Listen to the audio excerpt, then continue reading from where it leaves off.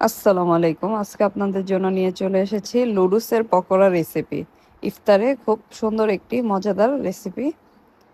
দেখতেই কি লোভনীয় লাগছে। আজকে আপনাদের মাঝে শেয়ার করব এই রেসিপিটি।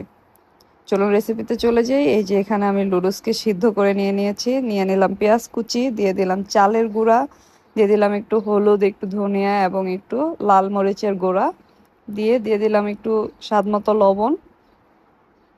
এখন দিলাম একটু সামান্য পরিমাণ আদা রসুন বাটা এবং দিয়ে দিলাম একটি ডিম। ডিমটি অবশ্যই ব্যবহার করতে হবে। তারপর এখানে আমি এখন দিয়ে দেব চটপটির মশলা।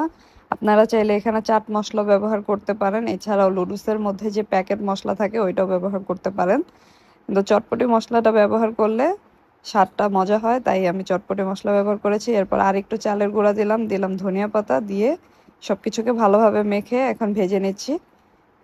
খুব সুন্দরভাবে ভেজে নেবেন, এপিট ওপিট লাল করে।